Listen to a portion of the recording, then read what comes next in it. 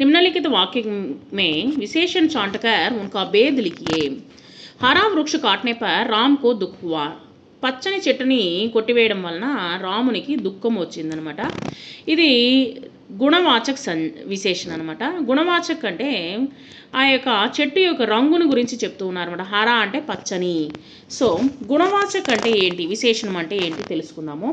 వే శబ్ద హోతే హై జో కిసి సంజ్ఞా యా సర్వనాం కే గుణ, ఒక సంజ్ఞాతో కూడినటువంటిది అంటే నామవాచకముతో కూడిన లేదా సర్వనామముతో కూడినటువంటి ఒక వాక్యం అనుకుందాము. ఆ వాక్యములో వచ్చేసి దాని యొక్క ఆ వాక్యం ఒక గుణాన్ని గురించి కావచ్చు, లేదా దోషం గురించి కావచ్చు, అంటే మంచి చెడ కావచ్చు, రంగు గురించి కావచ్చు, ఆకారం గురించి కావచ్చు, లేదా స్వభావం ఆ యొక్క వస్తువు యొక్క స్వభావం గురించి కావచ్చు, లేదా దశ ఏ విధముగా ఉందో అనేటువంటిది యా అవస్థ కా బోధ్ హోతా హై, దాని యొక్క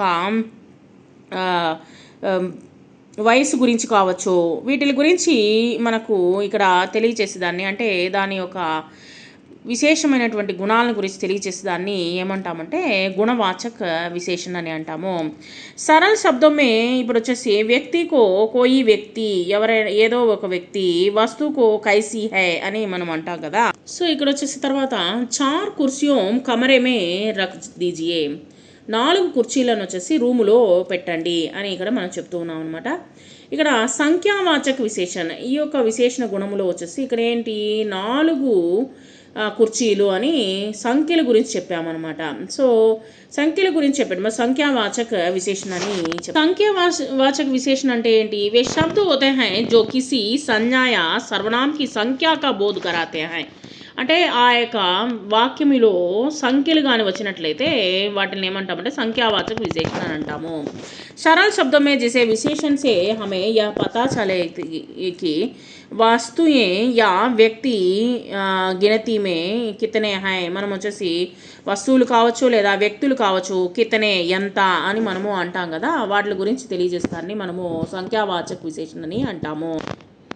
సరళ శబ్దం మే వ్యక్తికో కోయి వ్యక్తి, ఏదో ఒక వ్యక్తి, వస్తువుకు వస్తువులు అయితే కనుక కైసీ హై, ఆ వస్తువు ఏ విధంగా ఉంటుంది అనే దాని గురించి చెప్తాం కదా. సో అప్పుడు వచ్చేసి మనం ఉపయోగించినప్పుడు సరళమైనటువంటి పదాలను ఉపయోగించి చెప్పడము దాని గుణవాచక విశేషణని తెలుసుకున్నాము ఇందాక.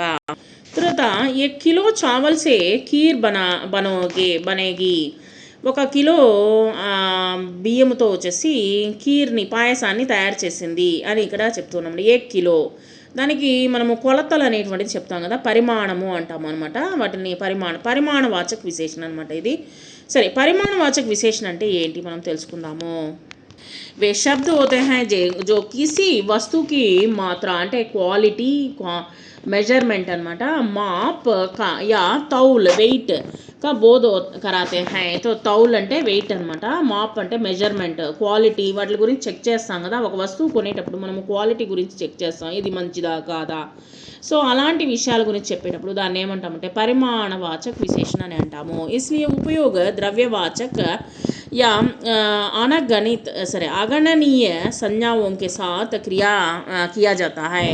దీన్ని వచ్చేసి ఎక్కువగా ద్రవ్యవాచక అంటే మనం వచ్చేసి ఇక్కడ పరిమాణవాచక అంటే ఇప్పుడు కిరోసిను, తర్వాత పాలు, నీళ్లు, వీటిలన్నింటినీ వచ్చేసి పరిమాణవాచక కిందకి వస్తుందన్నమాట. సో ఈ వీటిలన్నింటినీ వచ్చేసి లెక్కించలేము, ఎంత అనేది లెక్కించలేము, 1 లీటర్తో కొలత అనేటువంటిది వేస్తామన్నమాట. సో దాన్ని పరిమాణవాచక విశేషణ అని అంటాము.